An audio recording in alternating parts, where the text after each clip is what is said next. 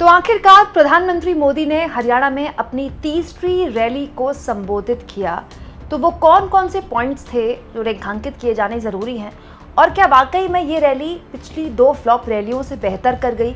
भीड़ कितनी जुटी पीएम मोदी की रैली में, सब कुछ मैं आपको तफसील से बताऊंगी। साथ में आपको ये भी बताऊंगी दोस्तों कि प्रधानमंत्री के तौर पर आज मोदी जी कितने हड़बड़ाए और एक तरह से घबराए हुए थे, क्योंकि उनके भाषण का एक बहुत बड़ा हिस्सा कांग्रेस को लेकर था।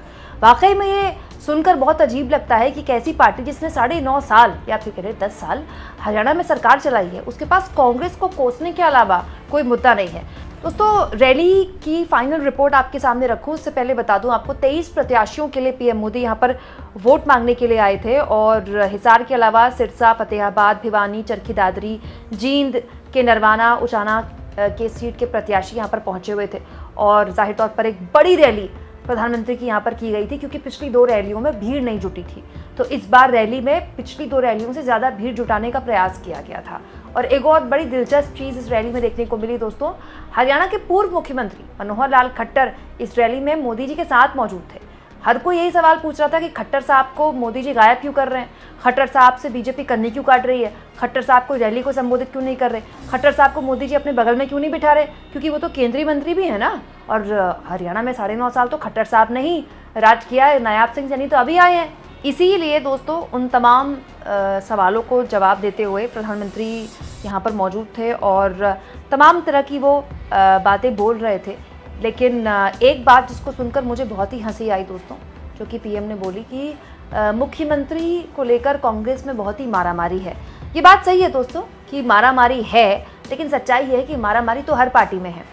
कुमारी शैलजा और भूपेंद्र सिंह हुड्डा का गुट दोनों ही चाहते हैं कि उनका कैंडिडेट सीएम बने, और ये निर्भर करता है इस पर कि किसके विधायक जीतते हैं बड़े स्तर पर। और ये तो खैर दोस्तों 5 अक्टूबर मतदान के बाद ही पता चलेगा, जब नतीजे आएंगे।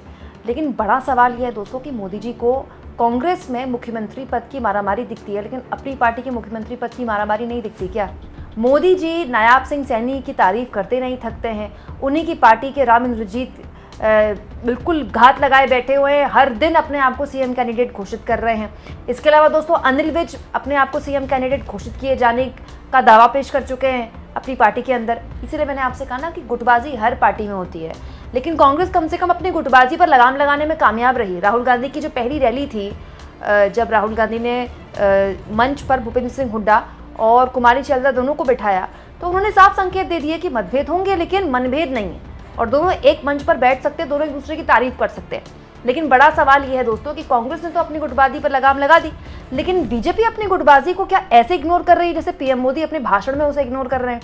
इसके अलावा प्रधानमंत्री की कई बातें सुनकर लगा कि प्रधानमंत्री के पास या तो स्क्रिप्ट नहीं है, या फिर वो इस बात समझ गए हैं कि कांग्रेस को कोसने के अलावा उनके पास वोट मांगने का और कोई बेहतरीन तरीका नहीं है।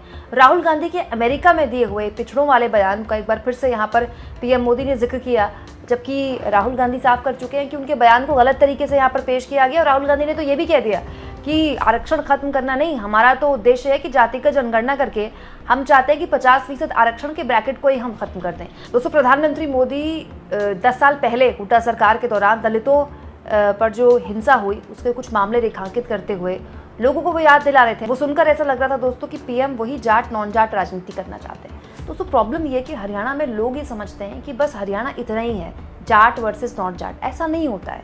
मैं ये जानना चाहती हूँ कि अगर देश भर के दलितों का रुझान राहुल गांधी के संविधान बचाओ आंदोलन की वजह से लोकसभा चुनाव के बाद बड़े स्तर पर कांग्रेस की ओर झुका है, तो ऐसा क्या हो गया हरियाणा में? हरियाणा के दलित क्या अलग हैं? ऐसा क्या हो गया कि वो बीजेपी की तरफ चला जाएगा? अभी इसी लोकसभा चुनाव में हमने देखा ना कि वो ट्रेंड बदला है। तो ऐसा लोकसभा चुनाव के बाद क्या हो गया कि मोदी जी कुछ बोलेंगे तो दलित बड़े स्तर पर बीजेपी को वोट कर देंगे? दोस्तों, हरियाणा में जाट, दलित और मुस्लिम ये 3 कॉम्बिनेशंस हमेशा से कांग्रेस को जिताते रहे हैं। लेकिन इस बार कांग्रेस को अहिरवाल बेल्ट से भी बहुत उम्मीद है, जीटी रोड बेल्ट से भी बहुत उम्मीद है, जो कि एक वक्त में बीजेपी का 2014 और 2019 के बाद गढ़ हुआ करती थी। क्या यही रिपोर्ट मोदी जी को परेशान कर रही है कि प्रधानमंत्री दलितों की हिंसा वाले मामले याद दिला रहे हैं? जबकि मैं मानती हूँ दोस्तों कि बीजेपी ने कुमारी शैलजा वाले मामले को, कुमारी शैलजा की नाराजगी को जितनी हवा दी है ना, उसने एक्चुअली में कांग्रेस का फायदा किया। कुमारी शैलजा को कभी भी उनके राजनीतिक करियर में इतनी हेडलाइंस नहीं मिली। कुमारी शैलजा का एक बहुत लंबा राजनीतिक करियर है, दशकों से वो कांग्रेस की नेता रही हैं, बड़ी नेता रही हैं, यूनियन मिनिस्टर रह चुकी हैं, पार्टी के अध्यक्ष रह चुकी है हरियाणा में, बड़े बड़े पदों पर रही हैं, लेकिन वो कभी इतनी बड़ी नेता नहीं रही कि उनका घर बैठ जाना सुर्खियां बटोरे। लेकिन बीजेपी के नेताओं ने उन पर बयान दे देकर उनको इतनी हेडलाइंस दे दी कि इससे उनका कैडर उनके पीछे और मजबूती से खड़ा हो गया। अब कुमारी शैलजा तो पार्टी के लिए वोट मांगने निकल चुकी है, हर दिन उनकी कहीं ना कहीं जनसभाएं हो रही हैं। तो अगर कुमारी शैलजा का कैडर उनके पीछे और मजबूत से खड़ा होगा तो फायदा किसको होगा? कुमारी शैलजा अल्टीमेटली कांग्रेस के लिए ही काम कर रही है ना, कांग्रेस के ही नेता हैं। तो मुझे ऐसा लगता है कि बीजेपी को अगर ये लगता है या मोदी जी को अगर ये लगता है कि कांग्रेस की इस गुटबाजी को लेकर उनको वोट मिल जाएंगे, तो ये बहुत गलत तर्क है। मतलब आप खुद सोचिए कि अगर कोई दलित वोटर कुमारी शैलजा की नाराजगी से नाराज है तो वो बीजेपी को जाके वोट क्यों करेगा? वो तो कुमारी शैलजा को और मजबूत करेगा ना। दोस्तों, उसके अलावा प्रधानमंत्री मोदी की स्क्रिप्ट वही पुरानी थी, अर्बन नक्सल। इसके अलावा राहुल गांधी का नाम लिए बगैर मोदी जी ने कहा कि अमेरिका में जाते हैं तो भारत विरोधी गतिविधियों वाले लोगों से ये मिलते हैं। साथ साथ में मोदी ने ये भी कहा कि विदेश में जो भारत का बुरा चाहने वाले लोग हैं वो कांग्रेस को बहुत पसंद आते हैं, विदेश में जाकर उन्हीं लोगों की भाषा ये लोग बोलते हैं। पाकिस्तान क्यों कांग्रेस को पसंद करता है? कश्मीर का मामला पीएम मोदी ने यहाँ पर उठा दिया कि कांग्रेस चाहती कि कश्मीर में 370 एक बार फिर से वापस लाना चाहिए। 28 सितंबर आज की तारीख को पीएम मोदी फिर से लोगों को याद दिला रहे थे, आज ही की तारीख थी जब हमने सर्जिकल स्ट्राइक की थी और सबसे सांप्रदायिक दल जो है वो कांग्रेस पार्टी है। लगातार बिल्कुल उसी तरह के बयान जो कि पीएम अपने अलग अलग भाषणों में बोलते हैं, कुछ इसी तरह के बयान आज ही पीएम ने जम्मू में एक रैली की, वहाँ भी यही भाषण बोला। तो ये बताता है दोस्तों कि प्रधानमंत्री के पास या बीजेपी के पास मुद्दों का कितना अकाल पड़ गया है। मतलब ये बहुत बड़ा संकट है मोदी के आगे, जिससे उनको बाहर आना होगा कि सिर्फ कांग्रेस को कोसने या शाही परिवार की रट लगाने से अब काम नहीं चलेगा। प्रधानमंत्री को अपना विजन रखना चाहिए और ये बताना चाहिए कि 10 साल उनकी सरकार ने क्या किया है। मुझे लगता है जितना वक्त प्रधानमंत्री ने अपने भाषण में कांग्रेस को कोसने में लगाया, उससे कहीं ज़्यादा वक्त वो उनकी पार्टी ने पिछले 10 सालों में क्या परिवर्तन दिए हरियाणा में, उसको लेकर बात कर सकते थे। अजीब बात यह है दोस्तों कि प्रधानमंत्री मोदी काफ़ी नर्वस दिखाई दे रहे थे, काफ़ी छटपटाए हुए दिखाई दे रहे थे, काफ़ी गुस्से में दिखाई दे रहे थे। तो प्रधानमंत्री किस पर गुस्सा थे? डबल इंजन सरकार उनकी है हरियाणा में पिछले 10 साल से, लेकिन प्रधानमंत्री को देखकर ऐसा लगा था कि वो विपक्ष के नेता हैं। सत्ता में रहकर पूरा का पूरा तंत्र आपके हाथ में है, उसके बावजूद भी आप अगर विपक्ष को कोस रहे हैं तो कोई भी राज्य की जनता दोस्तों इतनी नौसिखिया नहीं है, और हरियाणा की जनता तो राजनीतिक तौर पर बहुत ही ज़्यादा परिपक्व है। अजीब बात यह है दोस्तों कि प्रधानमंत्री धारा 370 का जिक्र करते हैं, 1 रैंक 1 पेंशन का जिक्र करते हैं, हरियाणा के लोगों का सेना में कितना योगदान है उसका जिक्र करते हैं, जो कि सच्चाई है। हर 10वां जवान हरियाणा का सेना में भर्ती होता है, जबकि आबादी हरियाणा की ले देकर 3 करोड़ है। लेकिन प्रधानमंत्री उस सेंटिमेंट का जिक्र नहीं करते जो कि हरियाणा के लोगों को सबसे ज़्यादा प्रभावित कर चुका है, वो है अग्निपथ योजना। और पीएम ये जानते हैं कि इस योजना का कितना असर है हरियाणा में, ये वो भुगत चुके हैं लोकसभा चुनाव के बाद, उसके बावजूद भी उसे छूते भी नहीं हैं। दोस्तों इस रैली में एक और बड़ी दिलचस्प चीज़ देखने को मिली। अगर बीजेपी चाहती तो मनोहर लाल खट्टर को खड़े होकर छोटा सा भाषण देने का मौका दे सकती थी, और उनको बोलना भी चाहिए।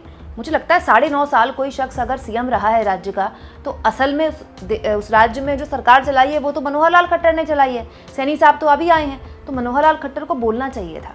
कहीं ऐसा तो नहीं कि बीजेपी का कैडर इस बात को लेकर कहीं नर्वस हो कि ऐसा ना हो कि खट्टर साहब खड़े हो तो उनको लेकर विरोध दर्ज हो जाए या 4 लोग खड़े हो जाएं उनका विरोध करते हुए, क्योंकि इस बीच ऐसी कई वीडियोज़ आई हैं जिसमें खट्टर साहब का विरोध उन्हीं की बैठक में हो जाता है।